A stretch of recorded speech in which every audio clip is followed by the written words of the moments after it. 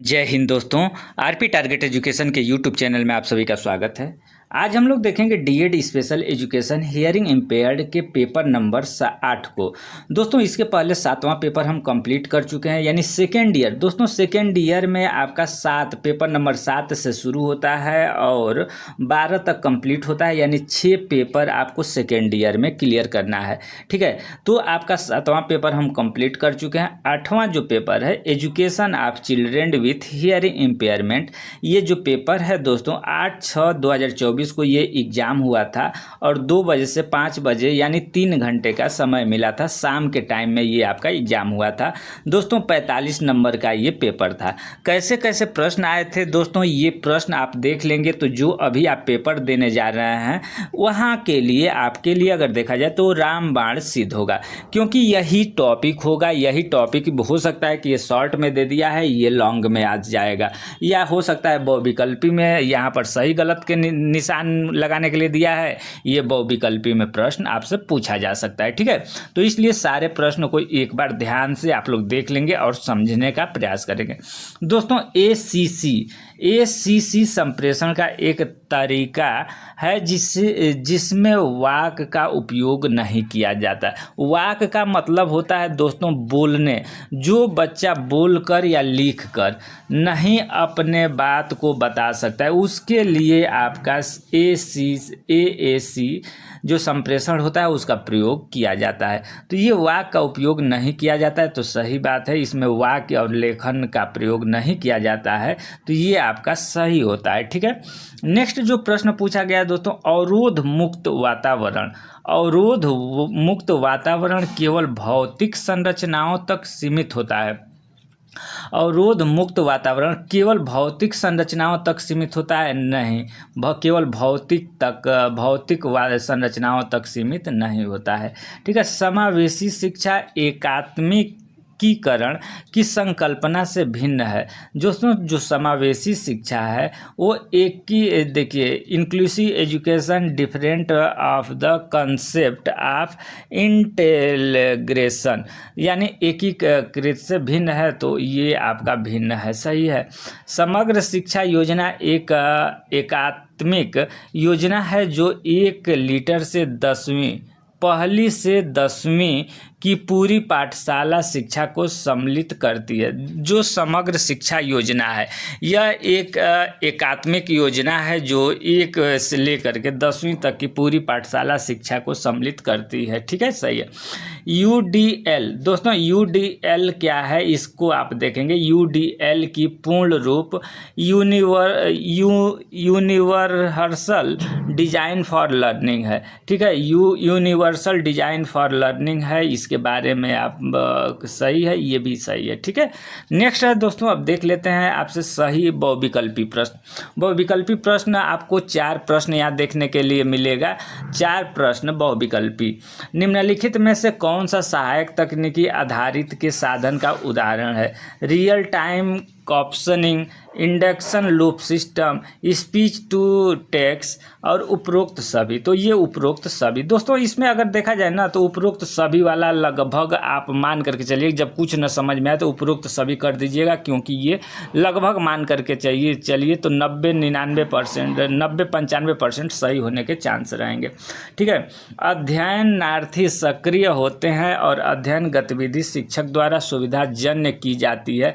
यह वाक्य कौन से उपयोग को सूचित करती है? तो ये है शिक्षक केंद्रित उपागम, कक्षा केंद्रित, अध्ययनार्थी केंद्रित उपागम, उपरोक्त सभी। तो ये भी उपरोक्त क्या है? अध्ययनार्थी सक्रिय होते हैं, जो अध्ययन कर रहा है वो सक्रिय होता है, अध्ययन गतिविधि शिक्षक द्वारा सुविधाजन्य की जाती है। यह वाक्य कौन से उपागम को सूचित करती है? तो ये अध्ययनार्थी केंद्रित उपागम, ये आपका सही है, सही बात है। ठीक है, नेक्स्ट दोस्तों अगर देखा जाए तो आईसीटी क्या है? आईसीटी क्या है दोस्तों? तो आईसीटी अगर देखा जाए तो आईसीटी का पूर्ण रूप क्या है?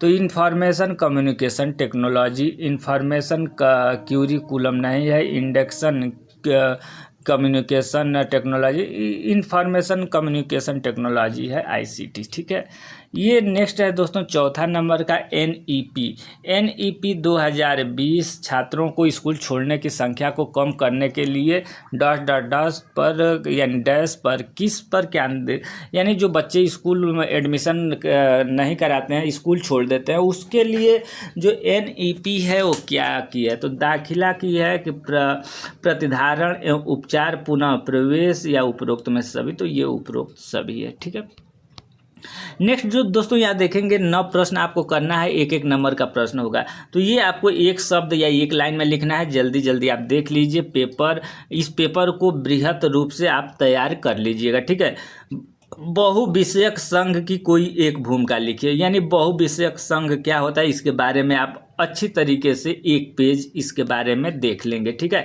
UDL की कोई एक महत्व लिखिए। UDL दोस्तों ये क्या होता है, इसका फुल फॉर्म देख लीजिएगा और ये इस पर भी एक लाइन आप एक पेज लिख लीजिएगा। पाठशाला तैयारी की एक आवश्यकता लिखिए, यानी पाठशाला तैयारी की एक आवश्यकता लिखिए, ये तो आप अपने से लिख सकते हैं। समग्र शिक्षा अभियान का एक उद्देश्य लिखिए, यानी समग्र शिक्षा अभियान क्या होता है दोस्तों, तो सामान्य विद्यालय में सभी प्रकार के बच्चों को एक छत के नीचे एक तरीके से जो पढ़ाया जाता है वो समावेशी शिक्षा होता है, और समग्र शिक्षा अभियान उसको कहते हैं। तो समग्र शिक्षा की एक विशेषता लिख देनी। कोई एक सरकारी कल्याण योजना का नाम बता दीजिए। शीघ्र पहचान क्या है, शीघ्र पहचान दोस्तों क्या है, जैसे किसी भी रोग को आप जितना जल्द पहचान लेंगे उतना ही जल्द उसका निदान करके उसको सही करा सकते हैं, ये शीघ्र पहचान है। ठीक है, समावेशी शिक्षा और विशेष शिक्षा के बीच का एक अंतर लिखिए, यानी समावेशी शिक्षा और विशेष शिक्षा में दोस्तों अगर देखा जाए तो विशेष प्रकार के केवल बच्चे रहते हैं, समावेशी शिक्षा में सभी प्रकार के बच्चे रहते हैं, इसके बीच का कोई और अंतर आप देख करके अपने से लिख देंगे दोस्तों, बताएंगे तो वीडियो बहुत लंबा हो जाएगा। CBR का पूर्ण रूप क्या है, कम्युनिटी बेस्ड CBR आपका कम्युनिटी बेस्ड रिहेबिलिटेशन, ये आपका CBR का फुल फॉर्म है कम्युनिटी बेस्ड रिहेबिलिटेशन, यानी पुनर्वास, कम्युनिटी समुदाय पुनर्वास आधारित, ये आपका CBR का पूर्ण नाम है। ठीक है, अब CBR का आप देखिए, CBR का पूर्ण रूप आप देख लीजिएगा, CBR क्या होता है, कम्युनिटी बेस्ड रिहेबिलिटेशन, इसके बारे में आप लोग देख लीजिएगा, जो कि 5 नंबर या 3 नंबर के क्वेश्चन में आएगा तो लिखना होगा। ठीक है, श्रवण बाधित बच्चों के शिक्षा में अभिभावक की क्या भूमिका होती है, ये आप लिख दीजिएगा खूब अच्छी तरीके। आप खुद सोचिए कि अगर घर में अगर कोई बच्चा है जो बोल सुन नहीं सकता है तो उसमें अभिभावक का क्या रोल होना चाहिए। अब देखिए शॉर्ट प्रश्न है, 4 प्रश्न करना है, 3-3 नंबर का, और 6 प्रश्न यहाँ से देखने के लिए मिलेगा। पाठशाला में सकारात्मक वातावरण को बढ़ावा देने का महत्व क्या है। RPWD एक्ट 2016 की मुख्य विशेष दोस्तों, RPWD एक्ट क्या चीज़ है, इसकी 2 मुख्य विशेषता आप लिख लीजिएगा। ठीक है, इसकी क्या विशेषता, दिव्यांग बच्चों के लिए ये क्या क्या काम करता है, आप एक किस प्रकार के दिव्यांगता है, ये सारे चीज़ आप कुछ ना कुछ इसके बारे में RPWD एक्ट के बारे में अच्छी तरीके से पढ़ लीजिएगा। आपको पेपर हर एक पेपर में लगभग देखने के लिए मिलता है। शैक्षिक मूल्यांकन के प्रकार दोस्तों, शैक्षिक मूल्यांकन जो होता है उसके कितने प्रकार हैं, ये आपको फॉर्मल टेस्ट, इनफॉर्मल टेस्ट, उसके बाद और सारे शैक्षिक मूल्यांकन होते हैं, जैसे ठीक है ओपन एंडेड क्वेश्चन, ये भी मूल्यांकन का यही एक प्रकार है। ठीक है, तो ये आप टाइप ऑफ एजुकेशन इवैल्यूएशन, ये आप अच्छी तरीके से एक एक पेज हर एक चीज़ पर, अगर ये पेपर दोस्तों आपको हम बता देना चाहते हैं कि जो ये पेपर आप देख रहे हैं, ये पेपर अच्छी तरीके से आप बृहत यानी विस्तृत रूप में हर एक प्रश्न को देख लेते हैं, हर एक प्रश्न को आप लिख लेते हैं, तो समझिए कि आप 70% पेपर आपके सामने जो आएगा उसको हल कर लीजिएगा। ठीक है, तो हम ये कहेंगे कि जो पेपर ये आप देख रहे हैं इसी को आप विस्तृत, यानी पाठशाला में सकारात्मक वातावरण को बढ़ावा देने का महत्व, ये इस पर 2 लाइन 4 लाइन 5 लाइन इसको आप समझिए कि क्या चीज़ होता है। ठीक है, RPWD एक्ट 2016 समझ लीजिए, शैक्षिक मूल्यांकन समझ लीजिए, श्रवण बाधित बच्चों की शैक्षिक आवश्यकता है, उसको शिक्षण के लिए क्या क्या आवश्यकता है, अगर कोई बच्चा बोल सुन नहीं सकता है तो उसको शैक्षिक क्या क्या आवश्यकता होगी। विशेष शिक्षा के गुण एवं खामियां लिखिए, यानी विशेष शिक्षा जो है उसके कुछ गुण और खामियां भी लिख दीजिए। विशेष शिक्षा का मतलब उसमें विशेष बच्चे एक साथ केवल पढ़ते हैं, केवल विशेष बच्चे पढ़ते हैं, तो इसके क्या गुण हो सकते हैं, क्या खामियाँ हो सकती है। जैसे मान लीजिए कि ये विशेष बच्चे सामान्य बच्चों के साथ पढ़ते हैं, तो सामान्य बच्चों के द्वारा जो बात की जाती है उसको भी ये बच्चे समझते हैं, ज़्यादा सीखने का मौका मिलता है। विशेष शिक्षा के अगर गुण देखेंगे तो विशेष शिक्षा में एक तरीके के बच्चे होते हैं, उसमें भी लाभ है, उसमें भी लाभ है, ठीक है। तो ये इसकी लाभ और हानि लिख लीजिएगा। देखिए CBR के फिर आ गया यहाँ पर CBR।